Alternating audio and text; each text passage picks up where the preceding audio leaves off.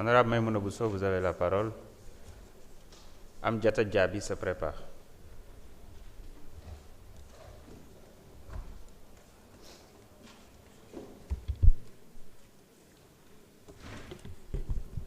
Merci, Monsieur le Président.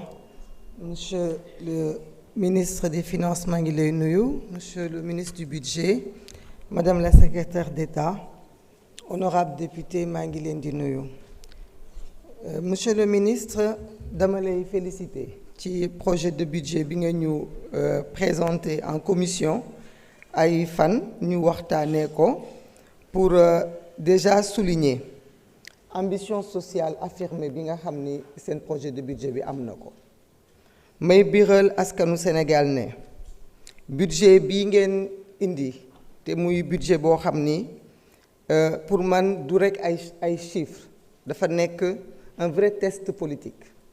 dafa nekk aussi budget boo xamante ne dafa indi rupture réelle rupture boo xam ni nekkul rekk ci chiffres yu sincère mais dafa nekk itam ci volonté bi ngeen am ci orienté sunu ay dépenses ci li nga xam ni moom moo soxal askan wi loolu ngeen ñu indil loolu la ñu càmbar ak yéen.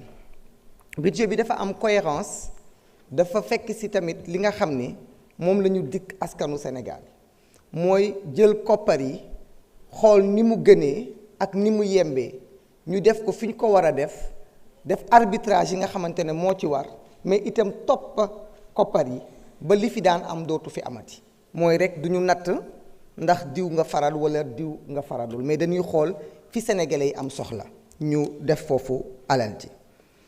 may wax itam ni budget bi nga ñu présenté te ci considération générale yi ñu di ko wax waxtaan nañ ci ak yow xëy na am na sax lu nu bëgg nga dolli ko mais dinaa wax askanu Sénégal ni gis naa ci man en tout cas discipline budgétaire boo xamante ne dama jàpp ne xëy na lu ci yokk sax du bare waaye am naa ci rek laaj yu ndaw ndax ci discussion bi foog naa am nañu interpellation yu ma amoon ci fële ñuy wax camp bi nga xam ne moom la ñu récupéré ci armée française muy base militaire française bi nekk ci Ouakam mu nekk daanaka 35 hectares base militaire boobu jot na ma leen laaj lan lañ ciy def ak fan lañ ko jëmale foog naa su ma juumulee FONSIS ngeen wax ni moom ngeen ko jox FONSIS boobu foog naa nattal nañ leen lu mat 5,81 milliards bëgg naa xam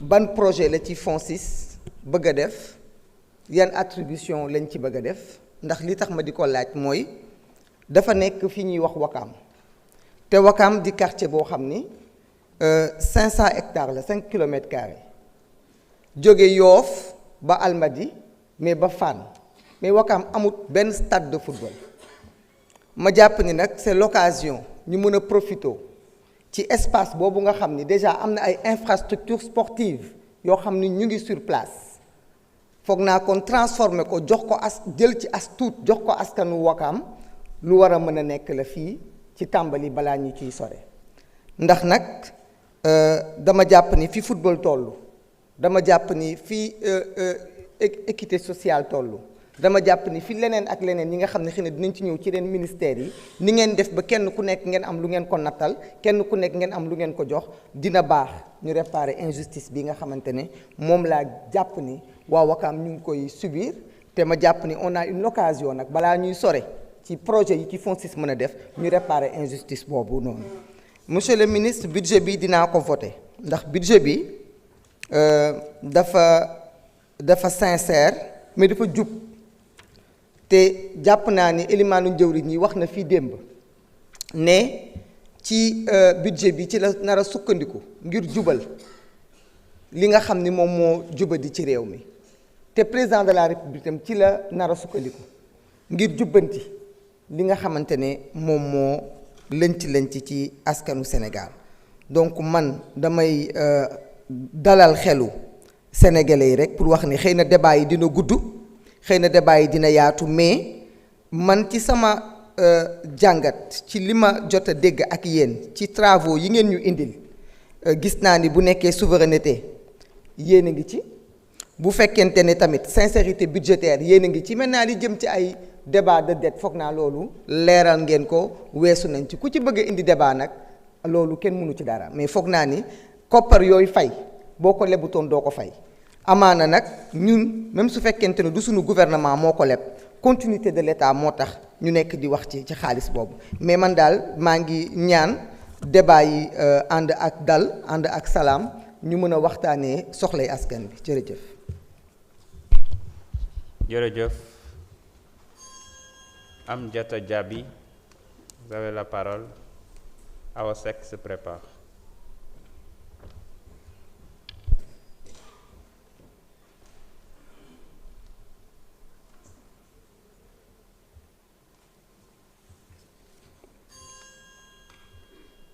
Merci, Président.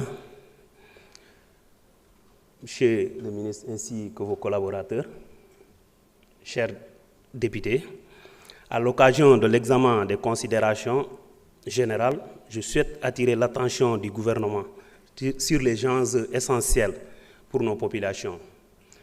Monsieur le ministre, je prends la parole pour rappeler les difficultés persistantes du département de Saraya.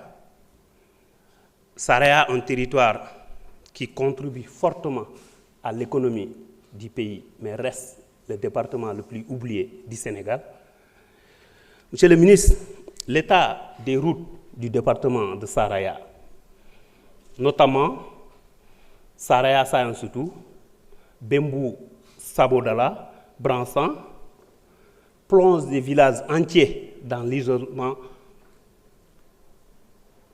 Cet enclavement empêche ou freine même, je dirais, l'économie du département de Saraya, empêche l'évacuation des malades.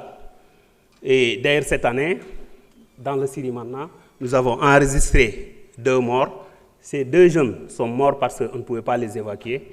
Et vu l'état des routes de Sirimana, vous avez tous vu au niveau des réseaux sociaux le pont de Khosanto, je dirais même la route de l'or, c'est-à-dire la route Bembou, Khosanto, Sabodala, Bransan, qui est impraticable pendant l'hivernage, non seulement, mais des villages aussi ont demandé à leurs fidèles, tels que Saroudia ou Missira Dantila, de ne pas venir aux cérémonies de Ziyara annuelles parce que l'état des routes n'est pas bon.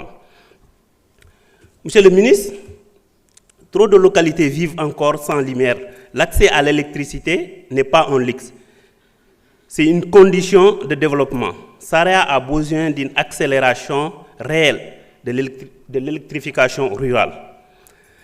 En 2025, certains villages n'ont toujours ni réseau mobile, ni Internet. Cela pénalise les élèves, les services publics, les entreprises. Il est urgent de renforcer la connectivité du département. Dans plusieurs communes, l'eau potable reste un défi quotidien. Je demande la réhabilitation des forages, la construction de nouveaux ouvrages et un plan d'urgence pour garantir l'accès à l'eau à toutes les familles. Monsieur le ministre, nos structures sanitaires manquent de personnel, d'équipements, d'ambulances et parfois même de médicaments. Saraya mérite un renforcement du plateau médical, un soutien spécifique pour les zones enclavées. Et, monsieur le ministre, je dirais que Saraya, la malédiction de l'or, jusqu'à maintenant, Saraya a la malédiction de l'or.